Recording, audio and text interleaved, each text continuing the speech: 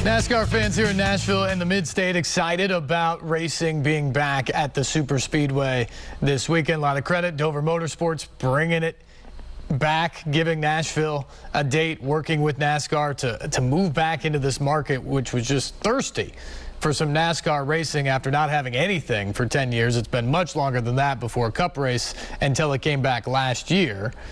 Eric Moses, a huge part of that team at Dover. He then became the Nashville Super Speedway president, now working with Speedway Motorsports as well. And last year, they did a great job considering COVID and everything they had to deal with to put the first year's race on. And the race on the track was phenomenal. They had good crowds throughout the course of the weekend. And now this year, COVID a little bit more in the rearview mirror.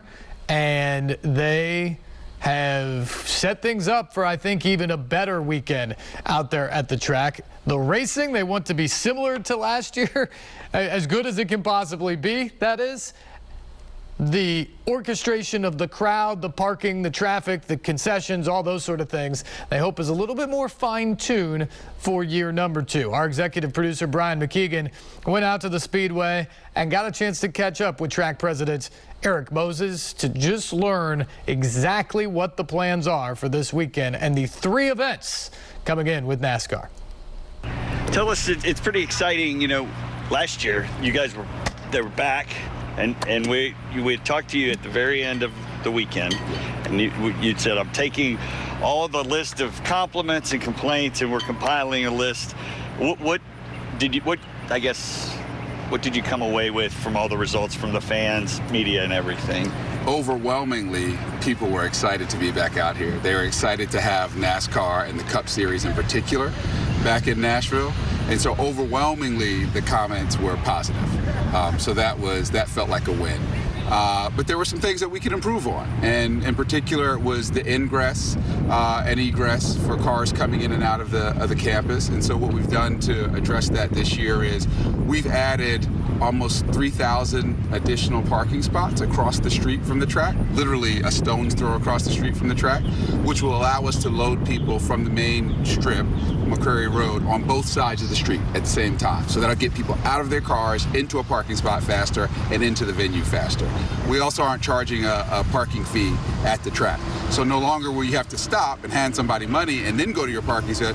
You'll just be directed to a parking spot, and you'll be able to do that much more quickly. So we think that's going to ease a lot of the delay coming into the track.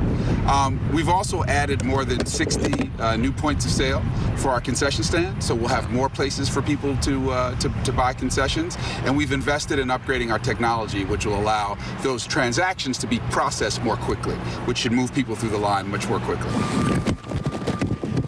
So one of the things that when we talked to Joey Logano, he'd raced here before, 12 years ago or whatever.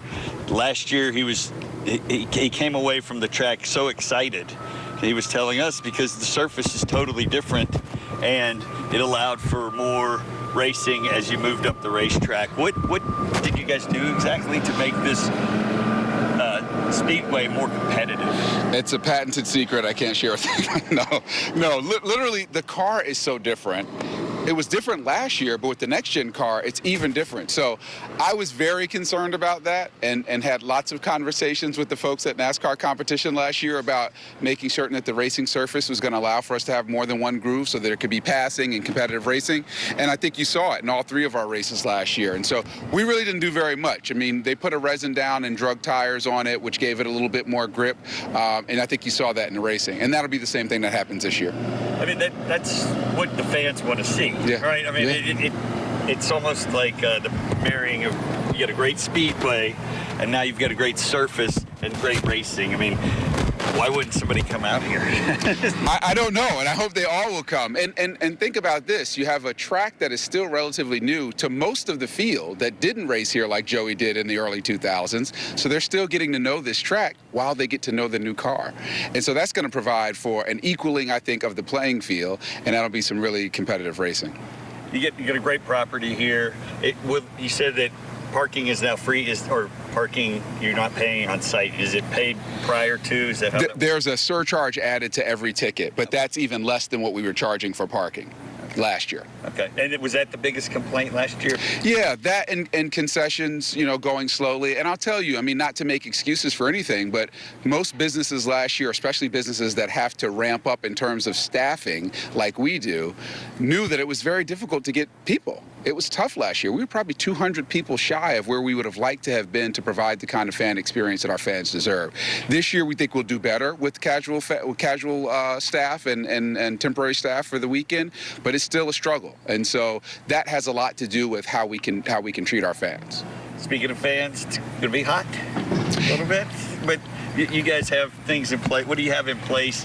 Aside from like bottled water that they can buy at the concessions that help keep them cool? So our bottled water is the cheapest in the city in terms of our competitive venues, but we will be giving out free cooling towels to I think the first 15,000 people that come in on Sunday, and so those things will help a great bit. Way more tents and shade and misters out here than we had last year, and we're going to have big free water fillers that people can go and bring their own bottles in, their own Yetis in, or whatever they want, and fill those up as many times as they want for free. Yeah, make sure you hydrate. Make sure you're out there and prepared for the heat throughout the course of the weekend. Race days can be long, but sounds like they've got the traffic figured out a little bit better this year. Parking is going to be a little bit easier, and everything else set up and ready to go. Don't forget, trucks race Friday night.